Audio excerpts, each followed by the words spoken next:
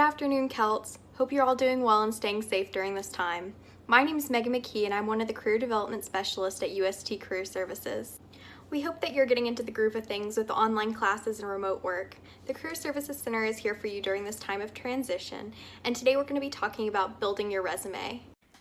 A resume is a way to showcase your background, skills, and accomplishments in a concise and organized way that is easy for hiring managers to read and understand. Think of it as a list of your experiences. A functional resume highlights skills, projects, and experiences. A summary is included as part of this resume format. People who use this type of resume are hired based on need, not a recruiting timeline. It is used mainly for career transitions, graduates, project managers, and those who don't want to show age. Students with 5 years of job experience can use this format to get their foot in the door at a company who doesn't typically recruit at UST. A chronological resume is formatted as a summary of your work history. You list the jobs you have and use action statements to describe what you did in each. It is a standard resume format that we teach students to use. With this type of resume, you use your degree to get your foot in the door, and standard recruiting timelines are also used. Next, we're going to talk about how to get started with writing a resume. The first thing you need to do is make a list. Before you begin writing your resume, make a list of all jobs, internships, volunteer experience, and organizations you have been a part of in college. Then list skills you have gained from these experiences, such as languages, software, communications, organization, etc. Next, personalize. Tailor your resume to the job you are applying for. Make a list of your qualifications and skills. Look online to compare and see what skills and qualifications a job requires and includes in your resume qualifications and skills that you also have. Use the job description as a guide to help you pull from your list of most relevant experiences.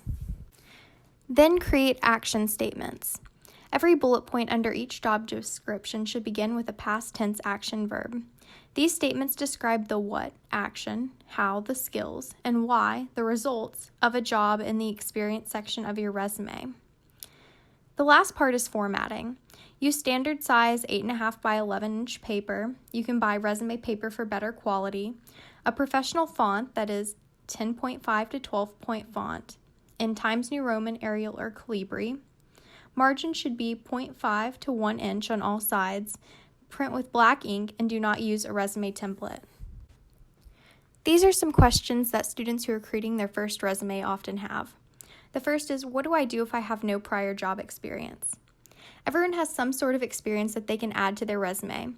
If you have no prior work experience, focus on relevant experience through extracurriculars and volunteer. College is the time to gain work experience, so don't stress too much just yet.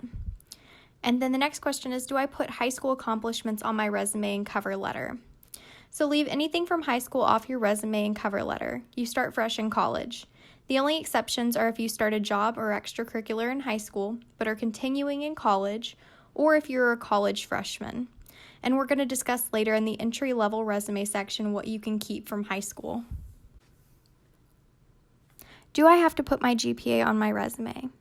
No, you don't have to. However, you should if it's above the industry standard for your major. And then the industry standards are listed below. This next piece covers how to format a resume. So why should I avoid templates for my resume? Your resume is a living document and should be edited frequently as you grow in experiences and skills and gain new jobs or internships. Templates make editing much more difficult because it puts your information into a preset format and restricts your ability to add or take away information as needed. And how long should your resume be? If you have less than 10 years of work experience, your resume should be 1 page in length. If you have more than 10 years of experience, or if you're an education major, your resume can go to 2 pages. To condense your resume to fit the correct number of pages, take out articles like a, an, and the to make sure every word contributes to the meaning of what you're trying to say. A question that we often get from experienced hires is, do I still need an objective? No, they're no longer used because hiring managers only have about 30 seconds to spend looking through your resume. By removing any bulky text, hiring managers can better focus on your skills and qualifications. And should I address a gap in my work experience? You can, but if you have a large gap in work experience, you can choose to address that in your cover letter with 1 or 2 lines about the situation, or you can also choose to use a functional resume to showcase your skills as it does not address dates.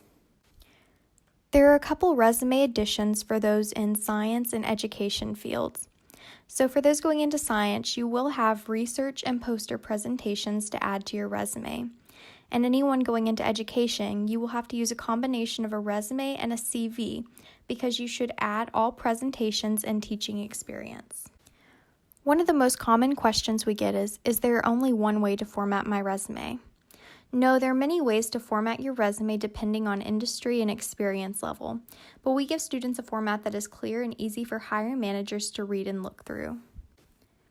Our entry-level resume is for someone without any prior work experience. From high school, it still lists education and an activity that the student participated in. There is no work experience, just volunteer in clubs. College is the time to gain experience by getting a job, internship, and joining more clubs and organizations.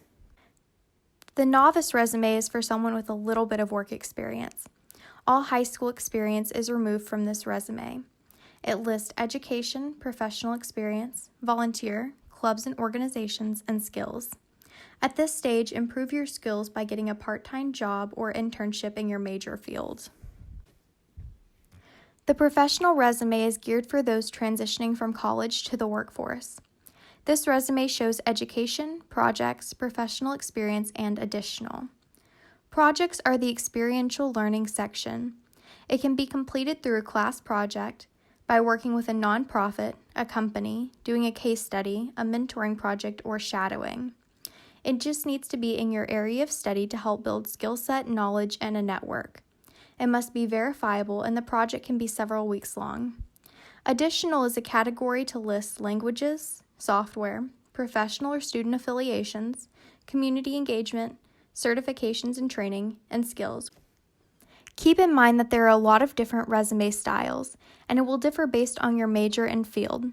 We have provided a general template that is good for everyone, but if you would like to further tailor your resume, make an appointment with us through Handshake or email us at career.services@sttom.edu. Thanks so much for watching this how-to video. We hope this answers your questions about how to build a resume. Remember to connect with us on social media to stay up to date with our events and job postings, and call or email us if you have any questions.